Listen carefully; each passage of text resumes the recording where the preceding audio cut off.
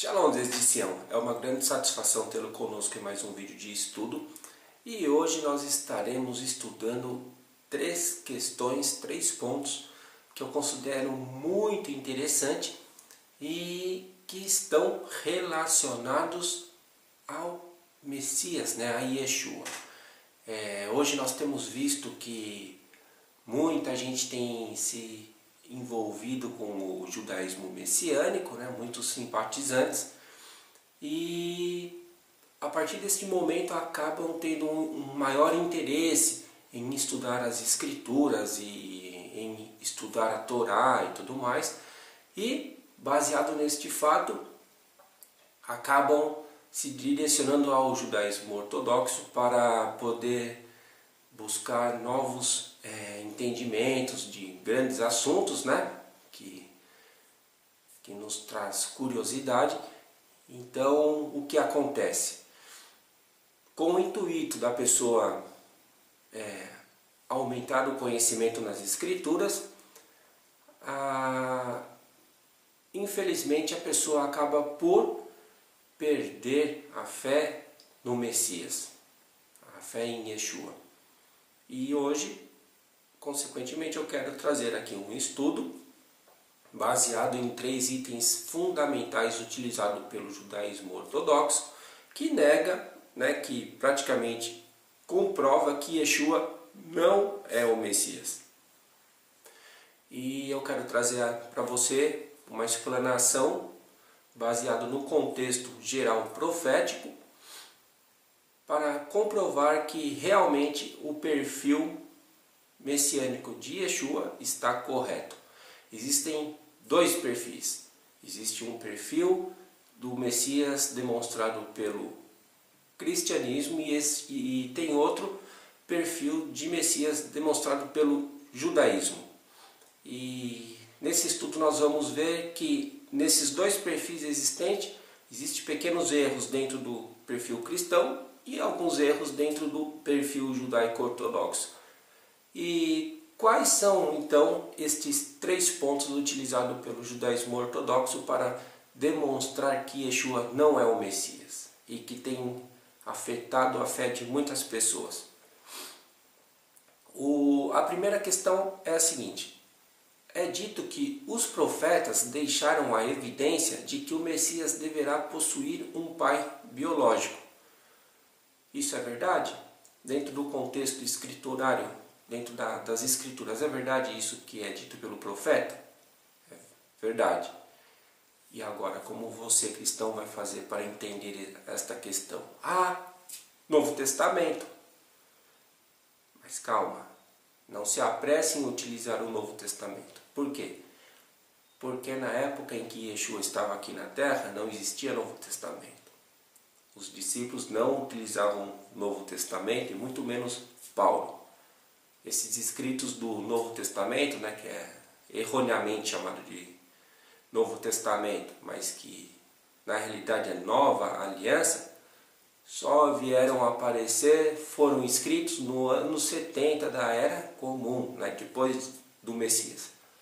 Então, naquele período em que os apóstolos estavam aqui, que os discípulos estavam aqui, não tínhamos os escritos da Brit e a Hadashah.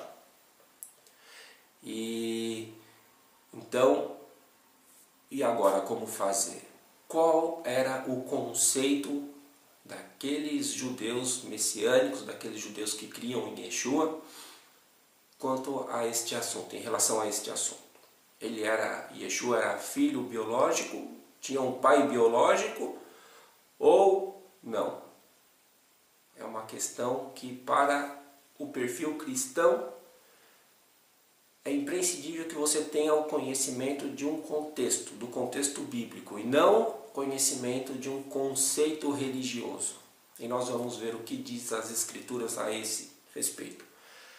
A segunda questão é o seguinte: é dito que Yeshua morreu para salvar outras pessoas do pecado, fator que a Torá proíbe e que também vemos dentro do contexto profético que Deus não aceita sacrifícios de crianças.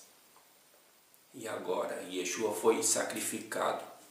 Como fazer? para acreditar, para conciliar os textos que o judaísmo apresenta com outros textos bíblicos que também o cristianismo apresenta. E ambos estão baseados nas Escrituras.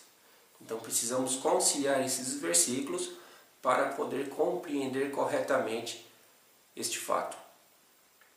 E o terceiro item é dito que o Messias ele deve implantar um reino de paz e justiça no mundo. E isso não aconteceu na pessoa de Yeshua. Ou você pode ver que constantemente nos jornais nós vemos guerras e problemas e não há paz, não existe paz neste mundo. Nós podemos até ter uma paz interior, mas não que vivemos num mundo de paz. Nós cremos no poder de Deus e que Deus vai nos guardar, mas o mundo em si, no mundo não há paz. E para entender então, para iniciarmos esse estudo, nós temos que ter em mente um pequeno detalhe. A fé no Messias ela deve estar fundamentada aonde? Na Torá, lei de Moisés, nos profetas e nos salmos, sem que haja contradição. Ou seja, você quer ver? Lucas capítulo 24, 44 está escrito assim: E disse-lhes Yeshua, Jesus, são estas as palavras que vos disse estando ainda convosco, que convinha que se cumprisse tudo o que de mim estava escrito na Torá, nos profetas e nos salmos. Então veja, aqui está a base do entendimento. Aquele que crê que Yeshua é o Messias, a fé dele não pode ser uma fé religiosa, uma fé cultural. Eu creio em Yeshua por quê? Porque eu sou de uma igreja que crê que Yeshua é o Messias, porque eu estou baseado no Novo Testamento. Ok, só que a base de fé, a real base de fé tua no Messias, se você crê que o Messias é Yeshua, tua fé deve obrigatoriamente estar baseada onde? Na Torá, nos profetas e nos salmos. Em Atos, no capítulo 24, no versículo 14, Paulo declara: Mas confesso-te isto, que, conforme aquele caminho que chamam seita, assim sirvo ao Deus de nossos pais, crendo tudo que está escrito na Torá e nos profetas. Então Paulo ele não negou a Torá, os ensinamentos da Torá e dos profetas. Paulo, o que ele disse em outro texto bíblico, que ele considerou como refúgio, como escória, alguns ensinamentos tradicionais que eram contradizentes às Escrituras. Dentro do contexto, se você estudar, você vai ver que era isso que Paulo estava considerando um refúgio. Não que a Torá, que a lei de Deus dada a Moisés, note bem, lei de Deus dada a Moisés, a lei não é de Moisés. Existe apenas dizem, a lei de Moisés, criou ali um apelido, vamos dizer assim. Mas a lei não é de Moisés, a lei é de Deus, dada a Moisés. E essa lei de Deus dada a Moisés é que dá o quê? Testemunho do Messias. E tanto é que em Atos, no capítulo 28, 23, você vai ver que, no contexto, que Paulo chega a Roma, após ter sido preso, e naquele período ele não foi encaminhado para a prisão, ele ficou numa pequena casa. E então ele convidou os principais judeus, que viviam em Roma, marcaram um dia e muitos deles foram ter com Paulo na pousada que ele estava.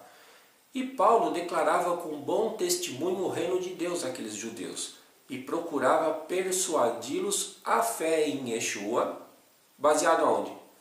Tanto pela Torá, pela lei de Moisés, como pelos profetas.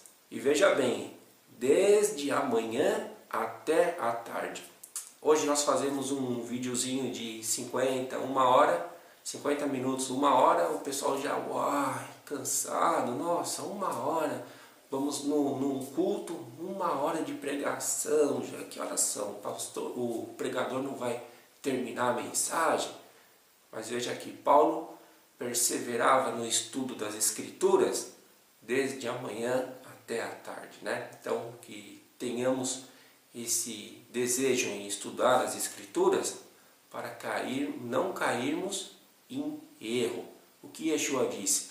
Errais por não conhecer as Escrituras e nem o poder de Deus. Então, o conhecimento das Escrituras, antes de mais nada, é mais importante de toda e qualquer outra coisa que é feito dentro de um culto. É importante cantar, eu gosto de cantar, tudo bem. Para você cantar, você tem que ter base naquilo, nas Escrituras, para você não compor uma canção que não tem nada a ver, que Deus não vai aceitar. E então, uma vez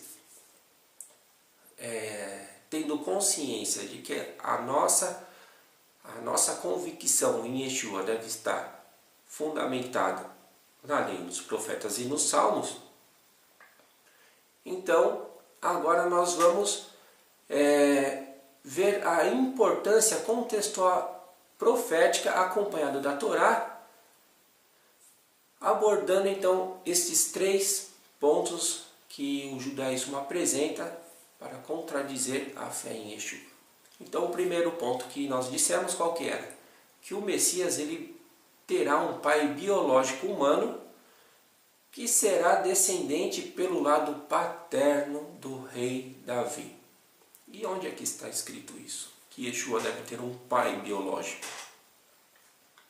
Está escrito em Isaías, no capítulo 1, do versículo... no capítulo 11, do versículo 1 a 10. Em Jeremias, no capítulo 23, versículo 5. Em Ezequiel, capítulo 34, versículo 23, 24. Capítulo 37, versículo 21, 28. Jeremias, capítulo 37, versículo 10.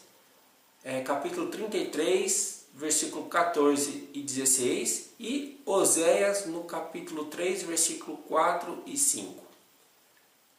Ou seja, todos esses textos dizem que a ancestralidade de Yeshua, contradizendo o ensinamento cristão, não pode ser traçada, visto que, segundo a teologia cristã, Yeshua não era filho de Yosef, marido de Maria. Ou seja, você note que o próprio judaísmo vê, dentro do estudo da genealogia, que Yosef realmente era filho de Davi, e não Maria.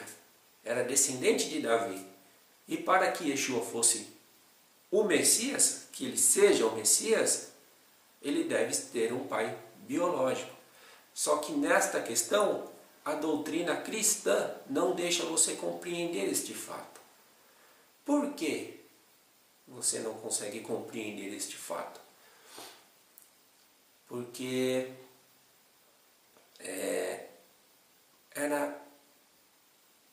a doutrina da Igreja Católica precisava, de certa forma, vamos dizer assim, endeusar a Yeshua. Precisaria torná-lo um Deus. Precisaria fazer o quê? Colocar Miriam num lugar elevado, num conceito elevado, dentro daquele princípio pagão existente. E baseado nisso, houve uma forçação, vamos dizer assim, de uma interpretação para que você entendesse que Yeshua é um Deus, mas não que ele é o Messias. Exatamente, até é dito Yeshua é Jesus Cristo, mas no conceito de muitos o Cristo parece até mais como um sobrenome de Jesus, de Yeshua, e não como o Messias. Então a teologia cristã se equivocou ao interpretar o capítulo 1, versículo 20 de Mateus, e alguns outros textos que fazem referência à semente da mulher. Pois dentro do contexto da Brit Hadashah, Yeshua ele é o filho biológico de Yosef. Nossa, para você está sendo muito estranho tudo isso que eu estou falando. mas fique tranquilo que você vai ver que as escrituras estão corretas. Então, Yeshua, ele é o filho biológico de Yosef, mas note bem, através da ação do Espírito Santo. Eu não quero aqui fazer como algumas pessoas que se autodenominam judeus messiânicos e que agora estão excluindo versículos bíblicos porque não compreendem exatamente o contexto e para tentar ajustar a fé em Yeshua e mais alguma coisa daqui de lá acabam se baseando justamente nos ensinamentos judaicos ortodoxos. Então, olha, esse versículo bíblico aqui foi a Igreja Católica que inventou, né? Agora, qualquer coisa que a pessoa não entende, qualquer versículo que a pessoa não entende, a Igreja Católica que inventou essa interpretação, a Igreja Católica que inseriu esse versículo aqui nas Escrituras, e então iniciaram com esse tipo de ferramenta, né? Estão utilizando esse tipo de ferramenta para ajustar os conceitos que eles estão criando agora, né? E não é bem por aí. É óbvio que existem alguns textos dentro da Brit Hadashah, né, que foram inseridos ali pelos padres, né? Mas não é assim que também tudo foi manipulado pela Igreja Católica. E neste caso, nós vamos comprovar que realmente dentro do conceito da época em que Yeshua estava aqui, Yeshua, ele era o filho de Yosef. E então o que acontece? O Espírito Santo, Ruach HaKodesh, ele realizou um grande milagre. Ele gerou um filho em Miriam, né, a esposa de Yosef. Miriam, ela era descendente de quem? O grau de parentesco de Miriam era da linhagem sacerdotal. E isso é muito importante no papel do Messias. E nós vamos ver o porquê. O Messias ele deve ser principalmente pelo lado paterno, conforme o contexto bíblico geral, né? Descendente de Davi, e a descendência vem pelo lado de pai. Se você pegar desde Gênesis até os textos de Mateus referente a Yeshua, você vai ver o quê? Que a descendência vem pelo lado de pai e não de mãe. Mas da semente da mulher. Então já se apressam para querer pegar a semente da mulher. Mas calma, a semente da mulher, você tem certeza que você estudou corretamente este assunto? Ou você estudou apenas um conceito teológico, aparentemente baseado nas Escrituras? Muitos de nós, você, se você estudou teologia, saiba que você estudou o quê? Um conceito teológico, aparentemente baseado nas Escrituras. Eu estudei um conceito teológico, aparentemente baseado nas Escrituras. Agora, o que eu estou fazendo é o seguinte, colocando à prova estes conceitos que tivemos, que estudamos, diante do contexto bíblico, para poder entender realmente as Escrituras. Eu não quero fazer guerra de versículos conforme ocorre dentro das denominações religiosas. Eu quero entender o contexto geral, para que não haja contradição, que não haja essa guerra de versículos. Por exemplo, Marcião de Sinop, já ouviu falar nele? Ele que foi o inventor, vamos dizer assim, desse termo Velho Testamento e Novo Testamento. Novo Testamento ali contém os escritos, né, de um Deus bonzinho. Jesus é considerado pelo paganismo um Deus bonzinho. E enquanto que o Velho Testamento é considerado o quê? O Velho Testamento ali está o Deus dos judeus, um Deus cruel, um Deus mau. E então, a partir de hoje, o que vale são os escritos, os ensinamentos do Novo Testamento, né? E o Velho Testamento ali é coisa de judeu. Mas ali pegam ali um textinho daqui, uma historinha de lá, para fazer um paralelismo com a vida em que vivemos hoje, mas praticamente assim, é dito que dentro do conceito teológico cristão, que a base de fé para o cristão está onde? No Novo Testamento. Mais uma vez eu preciso te alertar, na época que Yeshua estava aqui, não existia Novo Testamento.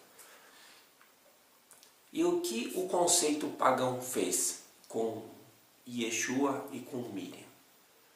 Yeshua tomou o lugar do Deus Mitra. Aí o paganismo já tirou aquele Deus Mitra da jogada, colocou Yeshua no lugar dele, porém o conceito do Deus Mitra continuou maquiado agora em Yeshua. Né? Yeshua passou a ser um Deus dentro do conceito pagão. E aí dizem que Yeshua nasceu no dia 25 de dezembro, que na realidade quem nasceu nessa data foi o Mitra, né? Não foi Yeshua. E Miriam, a mãe de Yeshua, para ter um papel fundamental também no ensino pagão, passou a ser quem? A mãe de Deus, a rainha dos céus. Isso é o que é ensinado dentro do conceito, dentro da teoria pagã. E nós precisamos levar em consideração todos esses fatos para que possamos compreender o porquê Yeshua, ele não era um filho de um espírito, vamos dizer assim. Ele foi gerado pelo espírito, mas não era filho de um espírito. Primeiro porque espírito não se reproduz com seres humanos.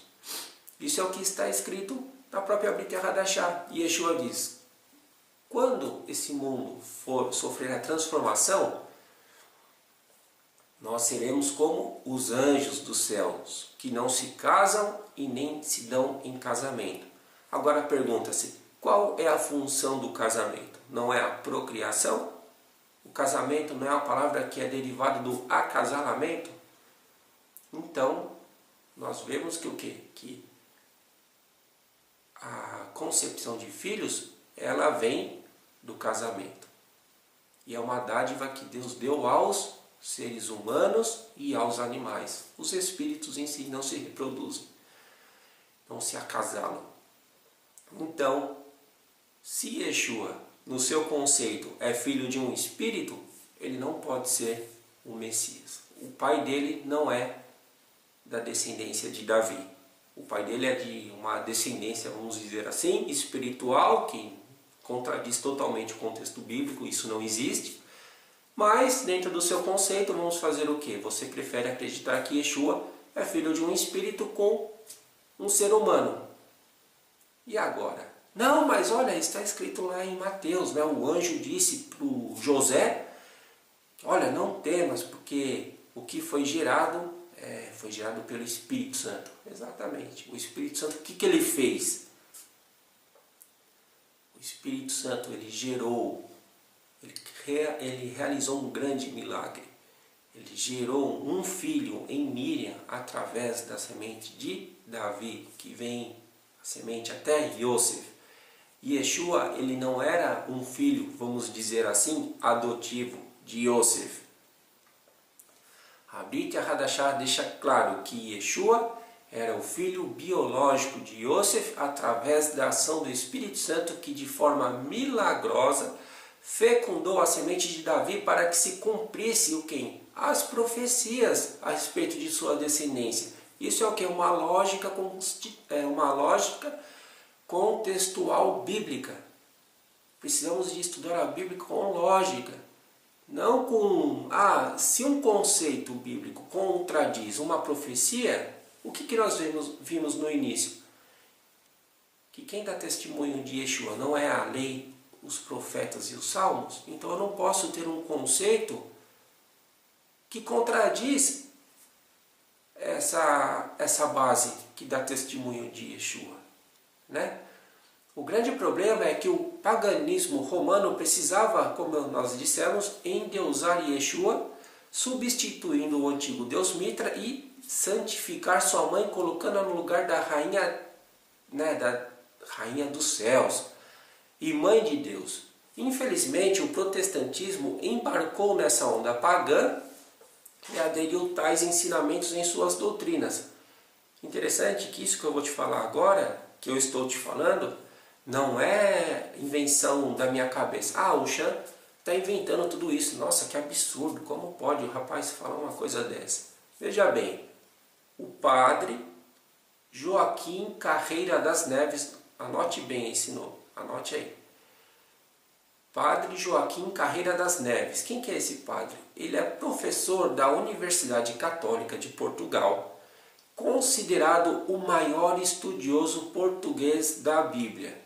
O que ele diz? Ele confirma este fato, isso que eu estou dizendo, que Yeshua foi colocado no lugar do Deus Mitra, que o próprio catolicismo romano é pagão até hoje, que o próprio catolicismo cristianizou as festas pagãs, absorveu as festas pagãs e cristianizou, misturou tudo, né? Colocou festa pagã dentro dos princípios da igreja e embutiu ali os personagens bíblicos e fez toda essa salada. Quem que diz isso? Eu? Eu estou inventando isso? Não, o próprio padre, maior estudioso da Bíblia, vamos dizer assim, de Portugal e professor de uma universidade. Ele comprova tudo isso, não sou eu que estou inventando. E ele mesmo no final ele confirma, o próprio catolicismo romano é pagão. Esse vídeo está disponível no YouTube, você pode procurar essa entrevista que o padre Joaquim Carreira das Neves deu a uma emissora de TV. Então o contexto de Apocalipse, no capítulo 12, ele faz um relato paralelo, tanto a Míria quanto quem? A nação de Israel, que por diversas vezes foi comparada a uma mulher. Então, dentro do conceito teológico cristão, né, Yeshua deveria vir da semente da mulher. Agora pergunta, que mulher era essa? E que semente era essa? Em Apocalipse nós vemos, né, no capítulo 12, um paralelo entre Míria, que nós, pelos escritos, né, da própria Brit Hadashah, se enquadram em Míria. Mas não que todo o contexto de Apocalipse 12 esteja voltado para Míria. Parte desse conceito está voltado para a nação de Israel. E você quer ver onde a comprovação de tudo isso? O último versículo do contexto ali, né, do capítulo 12 de Apocalipse está escrito assim: e o dragão irou-se contra a mulher e foi fazer guerra ao remanescente da sua semente. Aos remanescentes, desculpe, da sua semente. Os que guardam os mandamentos de Deus e têm o testemunho de Yeshua, o Messias, de Jesus Cristo. Veja então que os remanescentes da semente da mulher não era somente... A semente da mulher não era somente um filho, geraria um filho, mas aqui existem os remanescentes dessa semente, que são quem? Todos nós que guardamos os mandamentos de Deus e que temos a fé que Yeshua é o Messias. E Satã, simbolizado pelo dragão, vai fazer o quê? Uma guerra enorme contra nós. Isso dentro do contexto bíblico nós já estudamos em alguns outros vídeos atrás, né? Aqui já não se trata mais de Miriam, quando você lê esse último versículo de Apocalipse, capítulo 12. Mas se trata de um povo, e novamente eu sou obrigado a citar Isaías 66:8, ou seja, em que a nação de Israel é comparada a uma mulher. Você quer ver? Está escrito assim: quem jamais ouviu tal coisa? Quem viu coisas semelhantes? Poder-se-ia fazer nascer uma terra num só dia? Nasceria uma nação de uma só vez? Mas Sião esteve de parto e já deu à luz seus filhos. Notou que Sião esteve de parto e deu à luz a seus filhos. Então a terra de Israel também é comparado a uma mulher. E nós somos semente de quem? De Míria? Não. Dessa mulher que é a nação de Israel. Nas versões antigas da Bíblia, muitas notas entre parênteses foram inseridas como explicações dos textos. Por exemplo, essas notas contêm naturalmente dogmas da Igreja Católica Romana, das quais pertencia o tradutor. Por exemplo, em Lucas, no capítulo 3, 23, nós encontramos escrito assim, que Yeshua ele tinha cerca de 30 anos de idade quando começou o seu ministério, sendo filho de Yosef. Mas o que aconteceu nas versões mais antigas das Escrituras?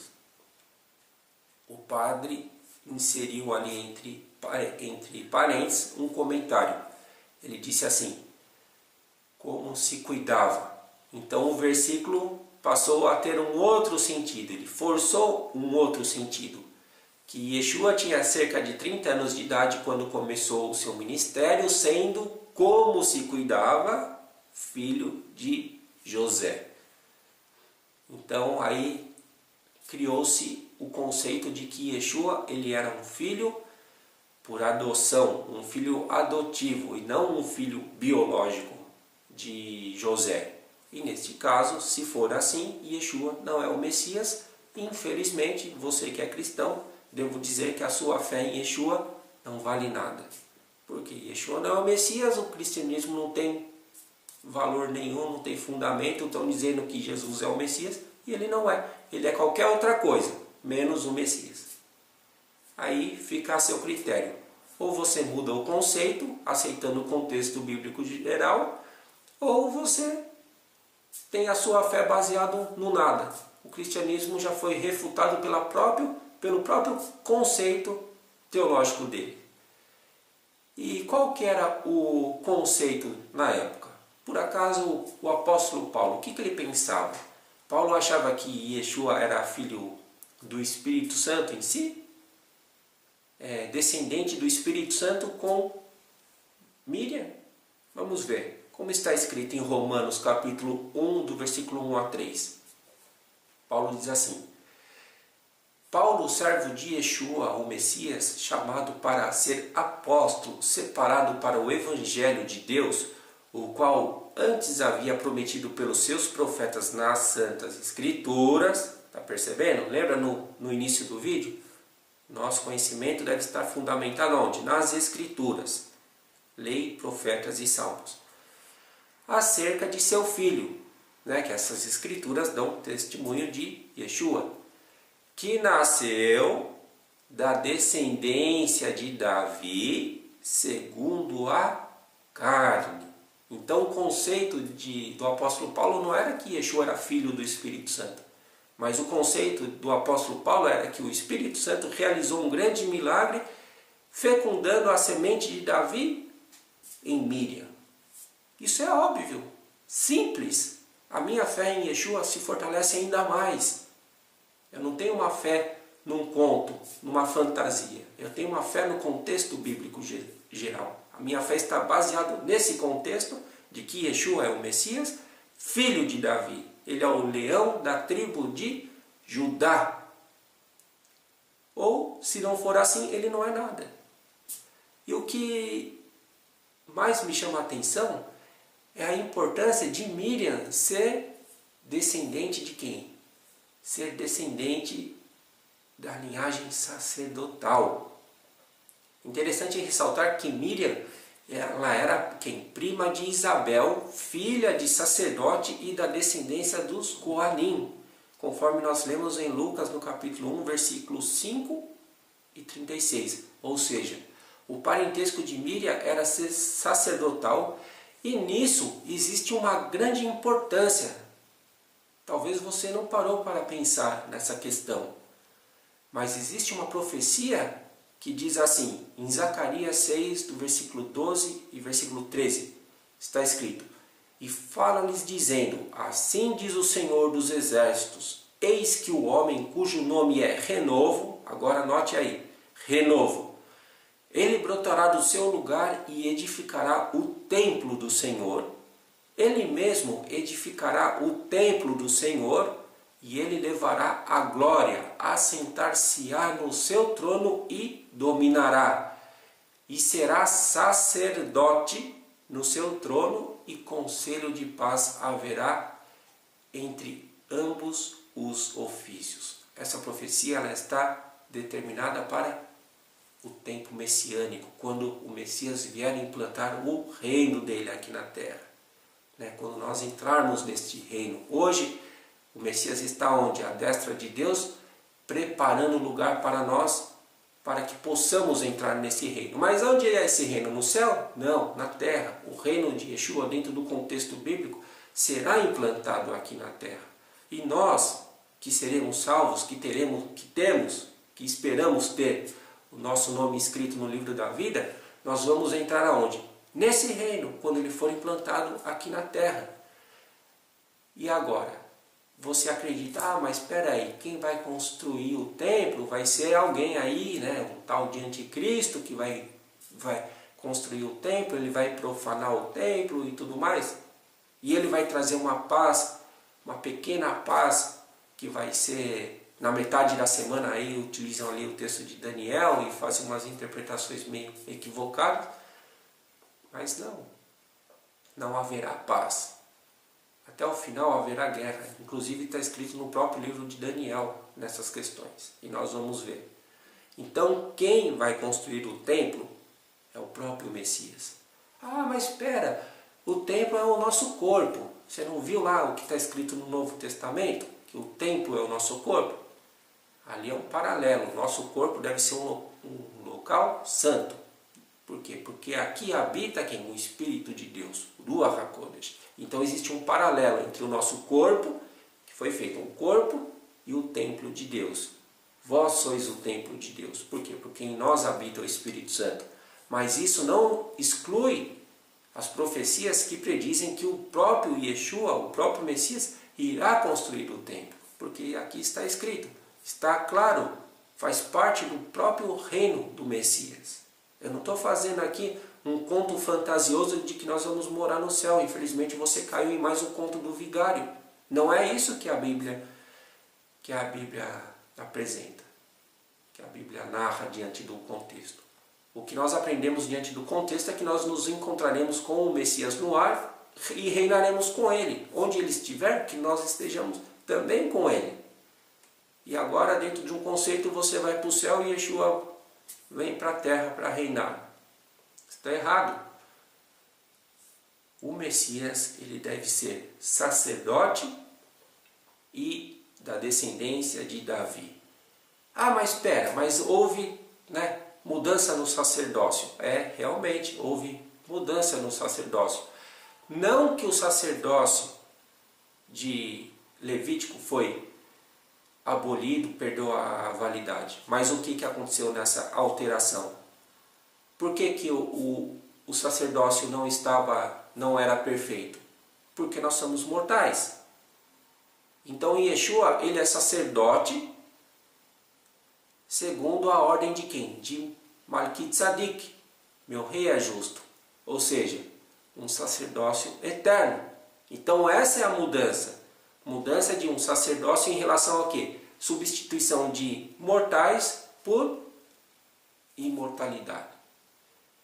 E então precisamos ter em mente todas essas questões bíblicas dentro de um contexto para entender a minha fé. Realmente ninguém tira a minha fé em Yeshua, porque as escrituras estão aí, está tudo muito claro. Em Jeremias, no capítulo 23, versículos 5 e 15, está escrito que o Senhor levantará de Davi um renovo. É o mesmo renovo que nós vimos ali em Zacarias, que é o que edificará o templo do Senhor, que será sacerdote e rei. E esse renovo, ele será justo. Sendo rei, reinará, agirá sabiamente e praticará o juízo e a justiça na terra, não é no céu. Você acha que você vai para o céu, mas aqui está dizendo que o renovo, ele vai ser rei, ele vai reinar, agirá sabiamente e praticará o juízo e a justiça na terra. E qual a função dos salvos nesse reino? Bom, se você vai estar no céu, eu não sei, você não vai ter função nenhuma. Agora, em 2 Timóteo, no capítulo 2, versículo 12, está escrito assim: se sofremos com Yeshua, também com ele reinaremos. Ou seja, como que você vai reinar com Yeshua aqui na terra se você vai estar lá no céu? Se o negarmos, também com ele, ele nos negará perante Deus. E qual é a característica do renovo? Né? Quando nós lemos o contexto ali de Isaías no capítulo 53, do versículo 2 a 3, e todo o contexto, eu praticamente vejo a figura do rei Davi, né? Está escrito assim: porque foi subindo como renovo, novamente, nós vemos aqui o testemunho do renovo perante ele, e como raiz de uma terra seca, não tinha beleza nem formosura, e olhando nós para ele, não havia boa aparência nele, para que o desejássemos. Era desprezado e o mais rejeitado entre os homens, homens de dores, e experimentado nos trabalhos. E como um de quem os homens escondiam o rosto, era desprezado e não fizemos dele caso algum. Por que eu digo que aqui eu vejo a figura do rei Davi? Porque quando Israel, o povo de Israel, pediu a Deus um rei, qual era as características desse rei que o povo de Israel queria? Quem foi o primeiro rei de Israel? O primeiro rei de Israel foi o rei Saul. E ele era uma pessoa de boa aparência, né? Vamos dizer assim, ele era, no conceito de hoje em dia, poderemos dizer que ele era um homem alto, forte, né? Tinha uma boa aparência, talvez falava bem e tinha panca de rei. Esse aí, vamos pegar esse sujeito aí, vamos colocar ele de rei, porque olha, esse aí tem estudo, fala muito bem e tem tudo para ser o nosso rei. Mas no conceito de Deus as coisas são um pouco diferentes. Deus ele não está olhando para a minha altura, ele não está olhando para o meu grau de conhecimento, que logicamente é fundamental, mas Deus ele é Deus. Ele está olhando primeiramente para dentro de nós. Quem somos nós realmente? E nós vemos aqui que as características desse renovo não se enquadram no perfil, no nosso conceito, aquele conceito que nós temos de quem deve ser, quem deve nos representar, né? Ele era uma pessoa trabalhadora, mas não tinha formosura nenhuma, foi rejeitado. Aqui neste texto de Isaías, no capítulo 53, o judaísmo ele ensina que esse texto ele relata o sofrimento de quem? Do povo de Israel, como se esse renovo fosse o povo de Israel. Porém, no contexto do capítulo e dos outros livros dos profetas, está evidente que este renovo ele não é um povo, mas um homem, né? Então, o povo judeu sofreu muitas perseguições, né? Nossos familiares morreram no Holocausto, outros morreram nas Inquisições, quanta perseguição, quanta guerra até fizeram em nome de Yeshua, né? Para matar os judeus. Os judeus são assassinos. Nossa, quanta o protestantismo fez a Inquisição contra os judeus. O catolicismo fez a Inquisição, matou o judeu até não querer mais. Hitler era católico e também simpatizante dos ensinamentos do protestantismo. E o que fez? Aí eu pergunto, onde é que estava o ensinamento de Yeshua? Amar o próximo como a si mesmo, né? Parece que a religião nessa hora fecha os olhos para as questões importantes. Então é dito dentro do judaísmo que o quê? Que esse renovo não é um homem, mas é o povo de Israel com todos os sofrimentos que passou. Mas dentro do contexto não. Dentro do contexto não é uma nação, mas é um homem. Inclusive, quando foi dito que Yeshua morreu pelos pecados, né, do povo, isso está errado dentro do contexto. Está escrito em Deuteronômio que o pai não levará o pecado do filho, o filho não levará o pecado do pai. No contexto profético está dizendo que Deus abomina a sacrifício de crianças ao deus Moloque, né? Então, logicamente, Yeshua não pode ser sacrificado, um homem não poderá ser sacrificado, porque Deus abomina isso. Em primeiro lugar, o texto de Deuteronômio, que faz menção sobre o filho levar o pecado do pai e vice-versa, ele está fundamentado em quê? Em penalidades.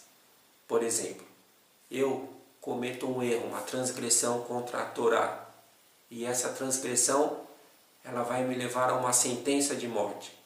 Meu pai ele não pode morrer no meu lugar. Esse pecado que eu cometi, eu devo morrer por ele. Eu transgredi a lei de Deus e eu vou morrer por esse pecado. Se meu pai transgredir a Torá e sofrer uma penalidade de morte, é ele que deve morrer pelo pecado dele, não eu. Eu não vou morrer no lugar do meu pai.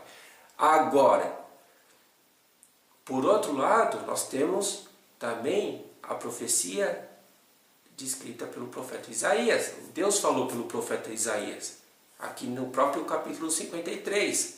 Nós não podemos pegar textos bíblicos que nos interessam, interpretar segundo o nosso perfil, como o judaísmo ortodoxo fez, criou um perfil de Messias e o Messias tem que se enquadrar nesse perfil.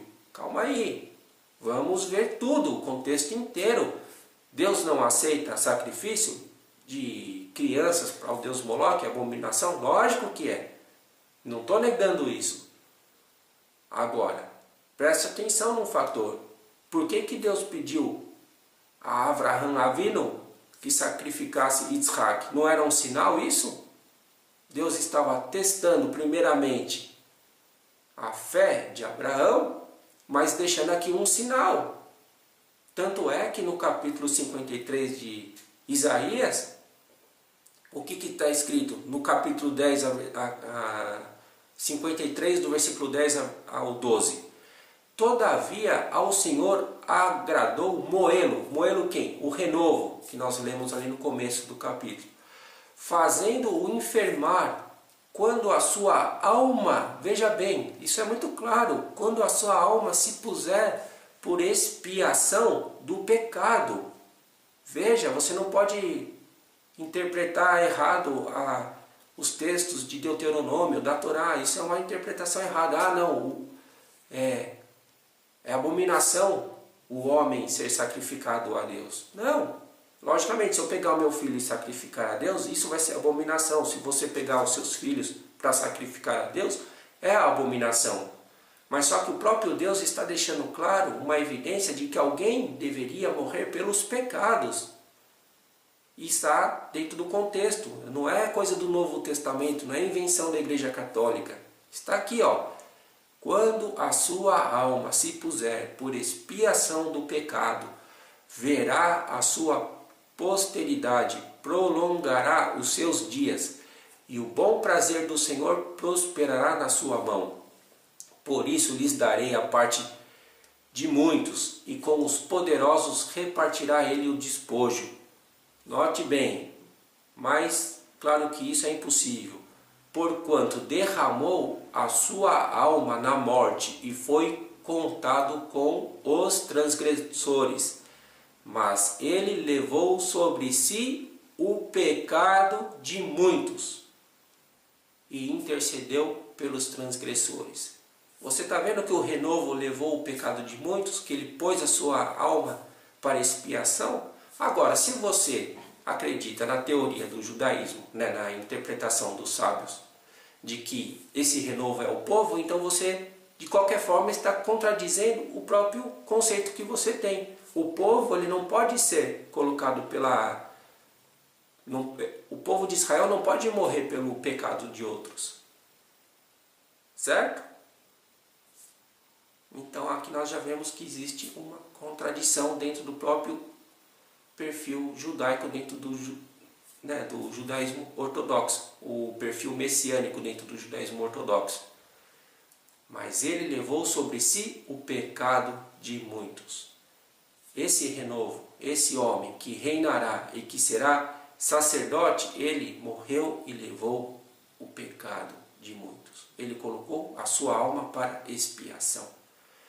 O sinal que previa a morte de um homem como sacrifício, novamente eu digo, foi dado a Abraão, quando o Eterno pediu que Isaac fosse sacrificado, porém substituído por um cordeiro, até que futuramente se cumprisse a revelação profética, né? Cordeiro, ele era apenas um sacrifício temporal. O ponto de partida, agora nós vamos entrar na principal questão relacionada ao Messias. Quando se trata de Messias, o ponto de partida para essa questão, ela foi revelada por Deus a quem? A Daniel. O Messias estaria aqui na terra antes da destruição do templo. Porém seria cortado, seria retirado, e até o tempo do fim deverá haver guerras. Logo, fica evidente que, em primeiro plano, o papel do Messias não é estabelecer um governo de paz mundial conforme requerido pela interpretação judaico-ortodoxa.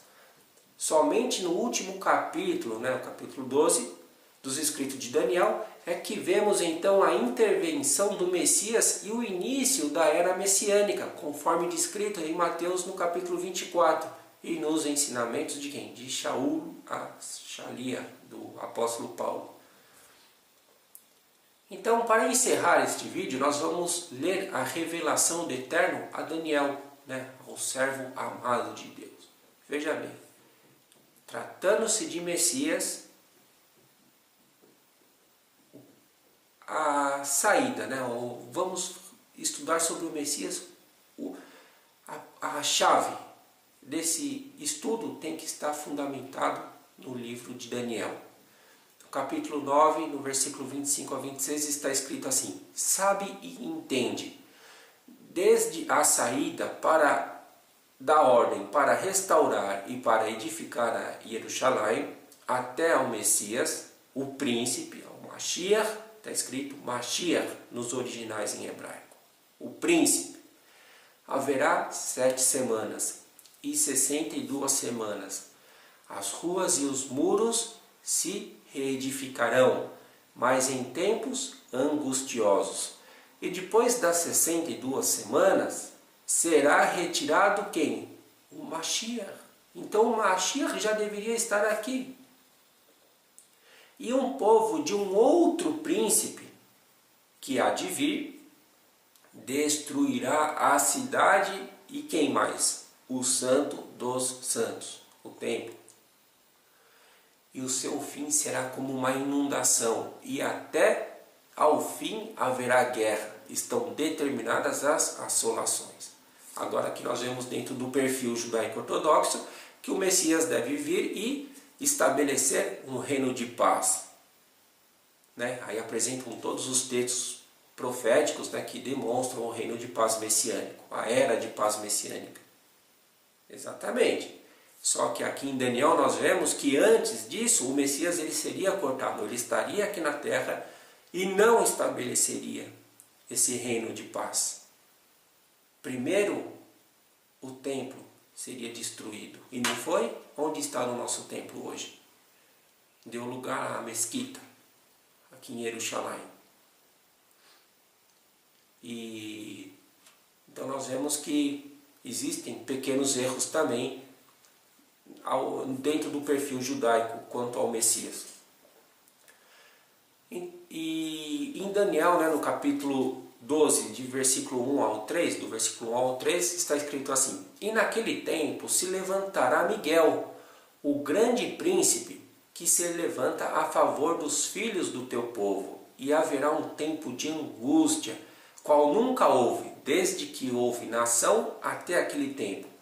Mas naquele tempo livrar-se-á o teu povo, todo aquele que for achado escrito no livro, e muitos dos que dormem no pó da terra ressuscitarão, uns para a vida eterna e outros para a vergonha e o desprezo eterno.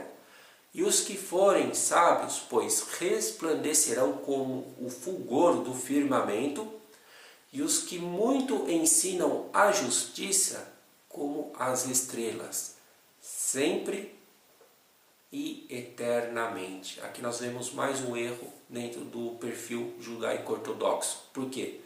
Porque estão esperando um Messias mortal, que virá estabelecer um reino de paz, mas que ele será mortal. Ele vai se casar, ele vai ter filhos e vai morrer. Porém, esse reinado de paz vai continuar. Está errado. O reino será de paz. Porém, nós vemos que naquele dia, muitos dos que dormem no pó da terra ressuscitarão, uns para a vida eterna e outros para a vergonha e desprezo eterno. Isso não é invenção também do Novo Testamento, isso está aqui em Daniel. Então, não esperem um Messias mortal, porque o plano de Deus, originalmente, ele não previa a morte. Deus, ele quer o quê? Que seus filhos vivam. O reino do Messias será um reino de paz eterna. O Messias não será mortal. Inclusive, na sua vinda, os mortos vão ressuscitar. Quando ele for implantar esse reino de paz.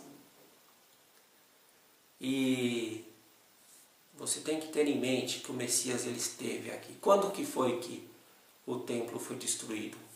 Praticamente há 2000 anos atrás. E antes disso, o Messias estava aqui. E ele foi cortado, foi retirado, subiu para Deus. Aí nós precisamos da ajuda da Brit Hadashah. Se cumpriu, está aí. Isso é muito claro.